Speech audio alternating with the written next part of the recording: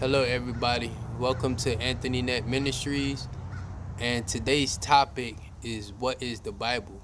You have the Old Testament, was what was the physical battle, and you have the New Testament, which is the spiritual battle.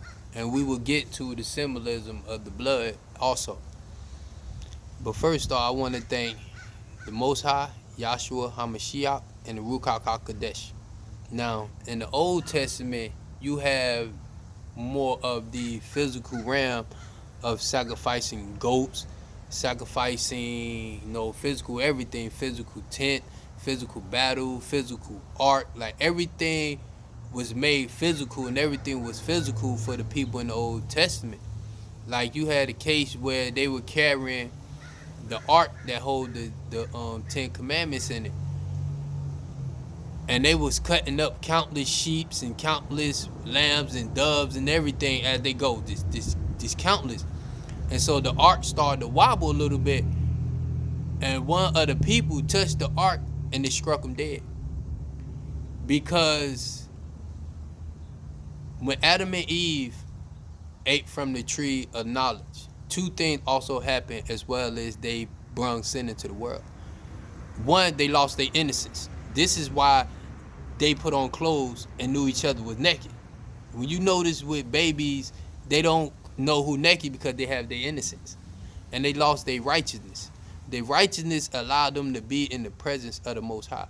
Now, when you take into consideration that everything was done by physical sacrifice, they had to build a physical tent with a physical altar, and they had to build all these things. Then you had the priest, who was the one who can take their offering and make atonement for their sins or their burnt offering. He was the one who do it, because you had to have authorization by the Most High to make these things happen. Because you had a guy who made an unauthorized fire offering to the Most High, and he struck him dead. Now, I mean, because he was not authorized to do so. Now, the problem with the Hebrews in the Old Testament is that when the Messiah came, they were expecting a more of a King David. They were expecting a big, physical, strong, mentally strong king who was going to help them rebuild a physical temple, who was going to help them take over their physical enemies, who was going to destroy physical things, because this is what they had came accustomed to.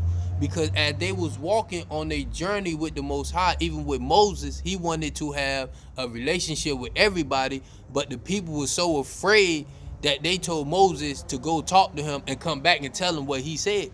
This is when they got all these laws and stuff put into their life and into their camp.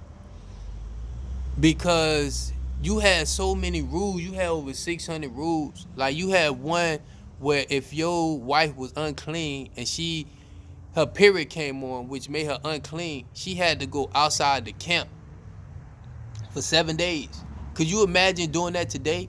Putting your wife outside y'all neighborhood for 7 days because her period on, and she couldn't come back to after her period would go off, would she be considered clean? So it was really unrealistic expectations that was placed, because nobody human-wide can live up to 600 laws. Know what I mean? So that was mainly the physical side of the book. Now, the problem with the Hebrews came in is when Yahshua came. Because when Yahshua came, he wasn't what they expected. Like I say, they were expecting a more strong physical king to come and take over their enemies and help rebuild the temple of Jerusalem. But that's not what Yahshua was. That's not what he came for. Yahshua came to give you a circumcision of the heart, because in the Old Testament, even though the Most High was still with them, he couldn't change their heart from doing some type of wickedness. So, and it was already prophesied about the Messiah coming in the future timeline anyway. So when Yahshua came, Yahshua totally changed everything they believed in, because they had a carnal mindset of the physical, and they didn't understand the spiritual that Yahshua was trying to feed them, because they had a carnal mindset. Now, that is still hard for people to believe today, because you believing in something you can't see. You identifying with something that is in the spiritual realm, and it's hard to accept that when you have a carnal mindset. Now, when Adam and Eve ate the fruit, not only did they bring sin into the world, but they also lost two things. They lost their righteousness and they lost their innocence. And innocent meaning, like kids, when you're a baby, you don't care about you naked, you don't care about what you have on because you have your innocence. It's only when you grow up, when you understand you're naked, you put clothes on because you try to hide it. So that's what they did. And they lost the righteousness, which give you ability to stand in the presence of the Most High. So when Yahshua came to change the physical into the spiritual, because now we in the spiritual battle. We not in the physical battle. The only physical battle you win is with your flesh. Everything else is more of a spiritual battle. You know what I mean? Jerusalem, everything. That's why they couldn't understand what he was saying, because he had a spiritual knowledge and he was speaking to them to their spirit, but they couldn't understand what he was saying. So when he sacrificed himself, you know what I mean, that what did everything, because his blood allowed us to receive the righteousness. Basically what happened was, before he died, God seen you as a sinner. So when Yahshua sacrificed himself and he died, his blood is what made you righteous in the eyes of the Most High. So when he looked down, this is why we have to be just like Yahshua and follow him. This is why he is the Son of the Most High. Because when we follow him and we pick up our cross and we get saved by him and then we get blanketed by his blood, when the Most High look down, he don't see the sinner you was. He see his son who was crucified. You know what I mean? Because now by the blood you've been made righteous. That's why he say come to the throne, approach the throne boldly.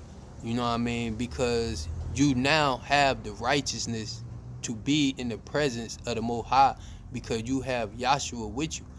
You know what I mean? And all this is is through the Ruach HaKodesh, the Holy Spirit, because Yahshua told you that there will be one who will come after me, and that was the Holy Spirit.